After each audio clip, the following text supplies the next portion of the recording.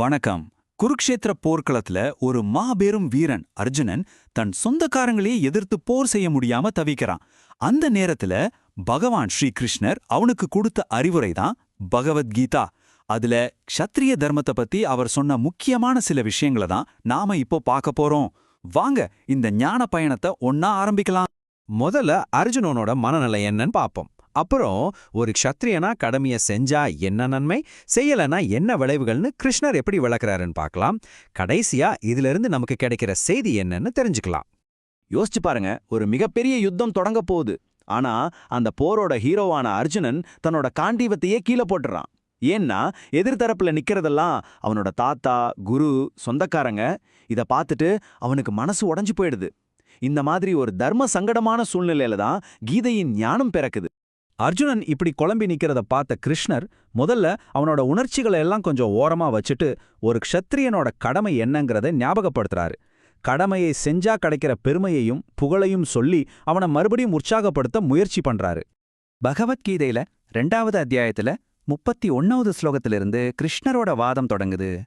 ஸ்வதர்மம் அபி ஷாவேக்ஷ ந விகம்பித்துமர்ஹசி தர்மியாத்யுத்தாத் ஸ்ரேயோன்யத் க்ஷத்ரியஸ்ய ந வித்யதே. இந்த ஸ்லோகத்துக்கு என்ன அர்த்தம்னா, கிருஷ்ணர் ரொம்ப தெளிவா சொல்றாரு, அர்ஜுனா, முதல்ல உன்னோட ஸ்வதர்மத்தை, அதாவது ஒரு க்ஷத்ரியனா உன்னோட கடமையை பத்தி யோசி. தர்மத்துக்காக போர் செய்யறதுல நீ கொஞ்சம் கூட தயங்கக்கூடாது. ஏன்னா ஒரு க்ஷத்ரியனுக்கு இந்த தர்ம யுத்தத்தை விட ஒரு சிறந்த செயல் வேற எதுவுமே கிடையாது. கடமையை செய்யறது தான் சிறந்ததுன்னு சொல்லிட்டாரே, அதோட நிறுத்தாம அடுத்த ஸ்லோகத்துல இந்த போரை ஒரு பெரிய பாக்கியம்னு வர்ணிக்கிறார். அதுதான் 32வது ஸ்லோகம். யதுருச்சயா சோபபன்னம் ஸ்வர்கத்வாரமபாவிருதம் சுகினஹ க்ஷத்ரியாக பார்த்தலபந்தே யுத்தமீத்ரிஷம். 32. பாருங்க, இங்க ஒரு சுவாரஸ்யமான விஷயம் இருக்கு. கிருஷ்ணர் இந்த போரை ஒரு கஷ்டமா பார்க்காம ஒரு பெரிய கிஃப்ட் மாதிரி சொல்றாரு. பார்த்தா, நீயா தேடி போகாம உன்னையே தேடி வந்திருக்கிற இந்த போர் வாய்ப்பு இருக்குல்ல, இது சொர்க்கத்தோட கதவையே உனக்காக திறந்து வச்ச மாதிரி. இந்த மாதிரி ஒரு வாய்ப்பு கிடைக்கிற க்ஷத்ரியர்கள் எல்லாம் ரொம்ப கொடுத்து வச்சவங்கன்னு சொல்றாரு.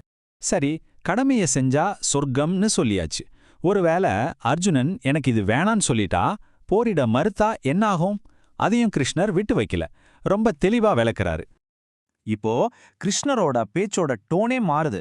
இது வரைக்கும் பாசிட்டிவா பேசிட்டு இருந்தவர் இப்போ கடமையை செய்யலனா என்ன மாதிரியான அவமானம், பாவம், பழிச்சொல் எல்லாம் வரும்னு ரொம்ப கடுமையா எச்சரிக்கிறார். அந்த வார்னிங் 33வது ஸ்லோகத்திலிருந்து ஸ்டார்ட் ஆகுது. அதச்சேத்வமிமம் தர்மியம் சங்கிராமம் ந கரிஷ்யசி ததஹ ஸ்வதர்மம் கீர்த்திஞ்சா ஹித்வா பாபமவாப்ஸ்யசி. 33. இங்க கிருஷ்ணர் சுத்தமா குமாச்சி பேசல, ரொம்ப ஸ்ட்ரைட்டா சொல்றாரு.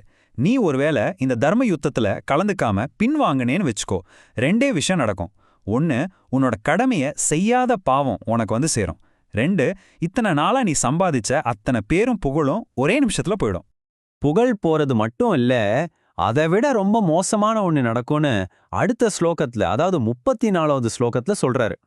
அகீர்த்திங் சாதி பூதானி கதயிஷ்யந்தி தேவயாம் சம்பாவிதஸ்ய சாகீர்த்திர் மரணாததிரீட்சதே.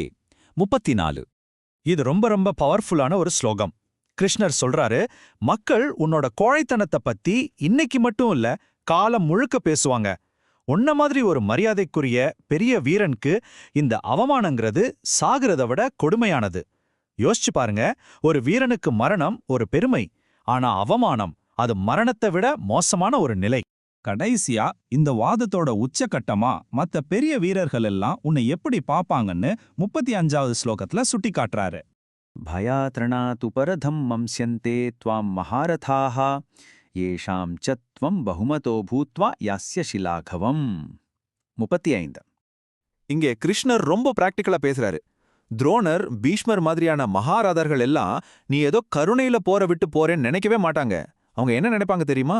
அர்ஜுனன் உயிருக்கு பயந்து போர்க்களத்தை விட்டு ஓடிட்டான், அவ்வளவுதான். இது வரைக்கும் உன்னை தலையில தூக்கி வச்சு கொண்டாடினவங்க கண்ணுக்கு நீ ரொம்ப அற்பமா தெரிவேன்னு சொல்றாரு. அப்போ இந்த ஸ்லோகங்கள் மூலமா கிருஷ்ணர் நமக்கு சொல்ற இறுதிச் செய்தி ரொம்ப ஆழமானது. நம்மளோட ஸ்வதர்மம், அதாவது நமக்கான கடமை, ஒரு சாய்ஸ் கிடையாது, அது நம்மளோட பொறுப்பு. அதை சரியா செஞ்சா புகழும் மனநிறைவும் நன்மையும் கிடைக்கும். ஆனா அதுல இருந்து விலகுனா அது நம்மள நாமளே அழிச்சுக்கிறதுக்கு சமம். அது பாவத்தையும் தீராத அவமானத்தையும் மட்டும்தான் கொண்டு வந்து சேர்க்கும். இது அர்ஜுனனுக்கு மட்டும் சொன்ன உபதேசம் இல்ல, நமக்கும் தான். இந்த விளக்கத்தோட இறுதியில உங்களுக்காக ஒரு சின்ன கேள்வி. நீங்க ஒரு மாணவனா இருக்கலாம், ஒரு பெற்றோரா இருக்கலாம், ஒரு ஊழியரா இருக்கலாம். உங்க வாழ்க்கையில நீங்க செய்ய வேண்டிய ஸ்வதர்மம் எதுன்னு என்னைக்காவது யோசிச்சு பார்த்திருக்கீங்களா? நம்ம கடவைகளை சரியா செய்யறது நம்ம மனசாட்சிக்கும் நம்ம வளர்ச்சிக்கும் எவ்ளோ முக்கியம்னு ஒரு நிமிஷம் சிந்திச்சு பாருங்க.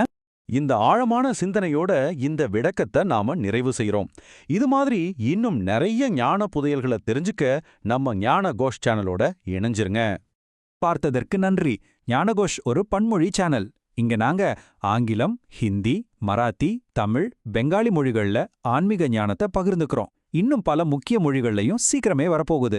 சனாதன தர்மத்தோட காலத்தால் அழியாத பொக்கிஷங்களை உங்களுக்கு ரொம்ப எளிமையா, தெளிவா, அர்த்தமுள்ளதா கொண்டு வந்து சேர்க்கிறது தான் எங்களோட நோக்கம். எங்க சேனல்ல ஸ்ரீமத் பாகவதம், பகவத்கீதை, மகாபாரதம், லலிதா சகஸ்ரநாமம், தெய்வத்தின் குரல், மகாராஷ்டிரா மற்றும் வங்காளத்து மகான்களோட கதைகள், ஆதிசங்கரோட தெய்வீக அவதார கதைன்னு பல விஷயங்களை தினமும் பார்க்கலாம். இது எல்லாமே பல மொழிகள்ல கிடைக்கும். எங்க பதிவுகள் உங்களுக்கு பிடிச்சிருந்தா மறக்காம ஞானகோஷ் சேனலுக்கு சப்ஸ்கிரைப் பண்ணுங்க.